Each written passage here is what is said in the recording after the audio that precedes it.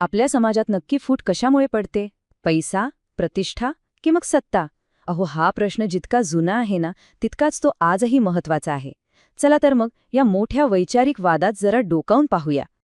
बरं, मग समाज म्हणजे खरंच फक्त श्रीमंत आणि गरीब यांच्यातली एक न संपणारी लढाई आहे का? हाच तो प्रश्न आहे ज्याने 100 वर्षांपेक्षा जास्त काळ समाजशास्त्रज्ञांना अक्षरशः विचार करायला भाग पाडलंय. ओके, तर ही सगळी चर्चा नीट समजून घ्यायची असेल तर आपल्याला एक संकल्पना समजून घ्यावी लागेल, सामाजिक स्तरीकरण. आता हे अवघड वाटेल, पण सोप्या भाषेत सांगायचं झालं तर ही एक अशी सिस्टीम आहे जी समाजात कोण वर आणि कोण खाली आहे हे ठरवते. एक प्रकारची सामाजिक शिडीच समजा. तर या चर्चेतला पहिला आणि सगळ्यात मोठा आवाज तो आहे महान विचारवंत कार्ल मार्क्स यांचा. चला बघूया त्यांचं नेमकं काय म्हणणं होतं यावर. मार्क्स यांच्यासाठी ना संपूर्ण मानवीय इतिहास म्हणजे फक्त एकाच गोष्टीची कहाणी आहे, 2 वर्गांमधला संघर्ष. एक आहे शासक वर्ग आणि दुसरा शासित वर्ग. आणि हा शासक वर्ग शासित वर्गाचं शोषण करतो. बस, त्यांच्या मते हा संघर्षच समाजाला पुढे ढकलणारे इंजिन आहे. पण मग हा शासक वर्ग ठरतो तरी कसा? मार्क्स याचं उत्तर अगदी एका शब्दात देतात, मालकी. म्हणजे काय? तर ज्यांच्या ताब्यात उत्पादनाचे साधनं आहेत, म्हणजे फॅक्टरी, जमीन, तंत्रज्ञान, थोडक्यात संपत्ती निर्माण करणाऱ्या सगळ्या गोष्टी, तेच झाले शासक. आणि हीच मालकी समाजात विभाजनाची एक मोठी भिंत उभी करते. तर मग थोडक्यात काय? मार्क्स यांच्या मते जग फक्त 2 गटांमध्ये विभागलेलं आहे. एक म्हणजे बुर्जवा, म्हणजेच मालक वर्ग, आणि दुसरा म्हणजे सर्वहारा, म्हणजेच कामगार वर्ग. यांचं नातं पूर्णपणे शोषणावर आधारलेलं आहे. इतकंच नाही तर कायदा, राजकारण यांसारख्या सगळ्या संस्था फक्त आणि फक्त मालकांचंच हित जपतात. म्हणजे सगळा खेळ फक्त पैशाचा. हा त्यांचा एकआयामी दृष्टिकोन आहे. पण थांबा, गोष्ट इथेच संपत नाही. कारण मार्क्स यांच्या या सिद्धांताला एका दुसऱ्या तितक्याच महान विचारवंताने जोरदार आव्हान दिलं. आणि इथूनच ही वैचारिक लढत खूपच इंटरेस्टिंग बनते. हे आवाहन देणारे होते समाजशास्त्रज्ञ मॅक्स वेबर. त्यांच्यासाठी ना मार्क्स यांनी दाखवलेलं चित्र अपूर्ण होतं. त्यांना असं वाटलं की मार्क्स जे म्हणतायत ते चुकीचं नाही, पण ते पूर्ण सत्यही नाही. ह्यातलं काहीतरी खूप महत्त्वाचं सुटून जात आहे. आणि म्हणूनच गमतीने असं म्हटलं जातं की वेबर यांनी जणू काही मार्क्सच्या भूताशीच वाद घातला. वेबर यांना वाटत होतं की समाजातल्या प्रत्येक गोष्टीला फक्त एकाच आर्थिक कारणावर ढकलून देणं म्हणजे समाजाचं खूपच सोपं, अगदीच सरळसोट विश्लेषण झालं.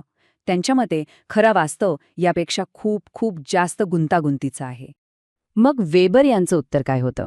तर त्यांनी समाजाचं हे कोडं सोडवण्यासाठी एका नाही तर 3 वेगवेगळ्या चाव्या वापरल्या. त्या म्हणजे वर्ग, दर्जा आणि शक्ती. कारण त्यांच्या मते पैसा म्हणजे सर्व काही नाही. हे बघा, वेबर यांच्या सिद्धांताचं सार इथेच आहे. त्यांच्या मते समाजात आपलं स्थान फक्त संपत्तीवर म्हणजे मालमत्तेवर अवलंबून नसतं, तर प्रतिष्ठा आणि सत्ता या 3 वेगवेगळ्या गोष्टींवर ठरतं.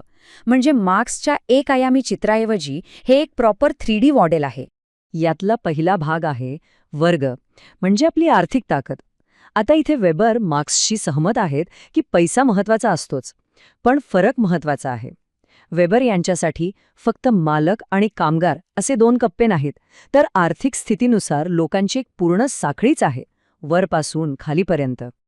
आता येतो दुसरा आणि माझ्या मते खूपच इंटरेस्टिंग मुद्दा, तो म्हणजे दर्जा, किंवा आपण त्याला सामाजिक प्रतिष्ठा म्हणू शकतो.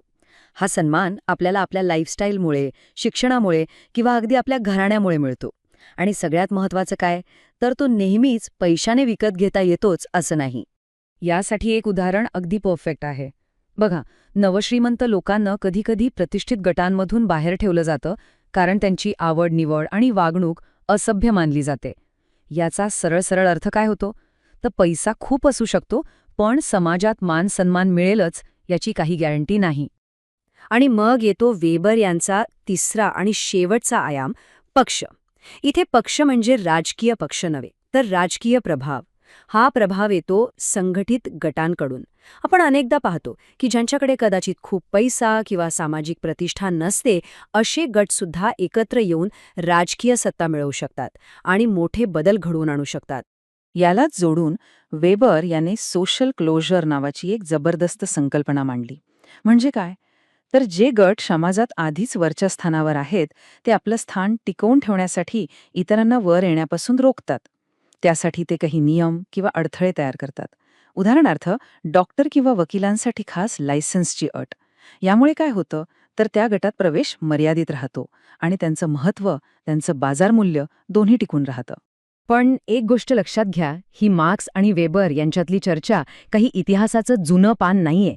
ती आजही तितकीच जिवंत आणि महत्वाची आहे. का? कारण आपला समाज सतत बदलत असतो.